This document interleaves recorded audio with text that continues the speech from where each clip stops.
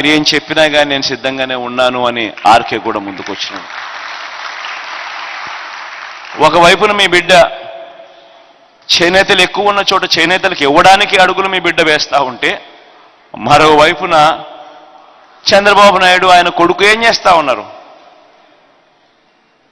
బీసీలు ఎక్కువ ఉన్న ప్రాంతాలలో ఇక్కడ కూడా బీసీలకు ఇవ్వకుండా ఇక్కడ కూడా వచ్చి వాళ్ళే నామినేషన్లు వేసి వేలకు వేల రూపాయల డబ్బులు పెట్టి ఖర్చు పెట్టి కోట్లకు కోట్ల రూపాయల డబ్బులు ఖర్చు పెట్టి ఈ సీటు కూడా అన్యాయంగా మన దగ్గర నుంచి తీసుకునే కార్యక్రమం చేస్తూ ఉన్నారు.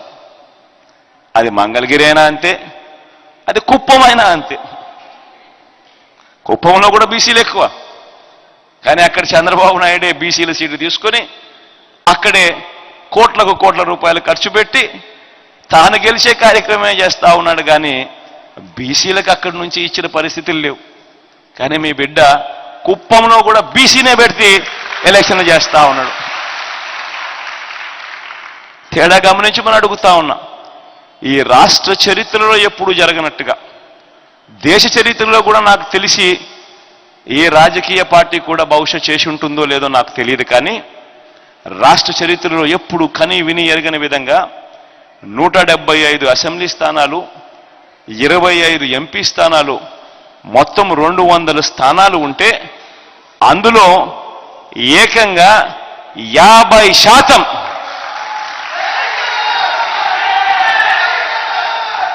అంటే 100 సీట్లు నా నా నా నా నేను పిలుచుకుంటూ నా ఎస్సీలు, నా ఎస్టీలు, నా బీసీలు, నా మైనారిటీలు అంటూ ఏకంగా వీళ్ళకే ఇచ్చిన చరిత్ర ఈ రాష్ట్ర చరిత్రలోనే లేదు అని కూడా చెప్పడానికి గర్వపడతా ఉన్నా. ఏకంగా 200 స్థానాలకు 100 స్థానాలు ఎస్సీ, ఎస్టీ, బీసీ, మైనారిటీలే అయిపోద్దు.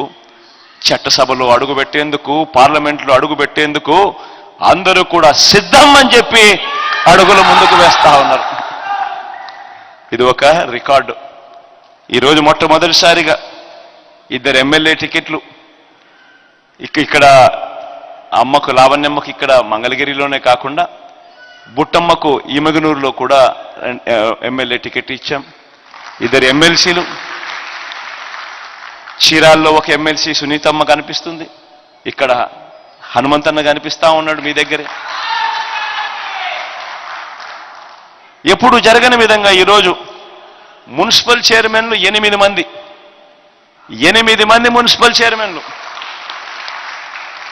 అందులోనూ ఎక్కడ తెలుసా, అందరూ కూడా చేనేతలు ఎక్కువగా ఉన్న మున్సిపాలిటీస్లో. ప్రొద్దుటూరు అయితేనేమి, రాయదుర్గం అయితేనేమి, వెంకటగిరి అయితేనేమి, ఎమ్మిగనూరు అయితేనేమి, జగ్గయ్యపేట అయితేనేమి, చీరాల అయితేనేమి, ధర్మవరం అయితేనేమి, ఇంకొకటి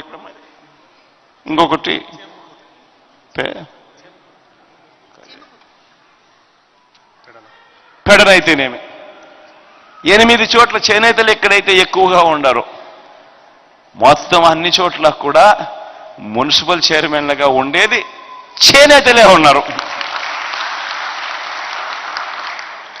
ఎందుకున్నారు అని అంటే కారణం మీ బిడ్డ రూల్ తెచ్చాడు కాబట్టి.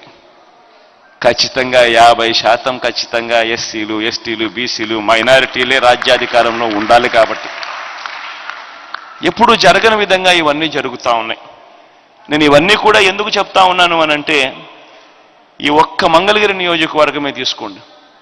ఇంతకుముందు ఎప్పుడూ కూడా పేదలు ఎలా బతుకుతా ఉన్నారు, వారి జీవితాలు ఎలా ఉన్నాయి, వారి బ్రతుకులు ఎలా మారాలి అని ఏ ఒక్కరూ ఆలోచన చేయాల.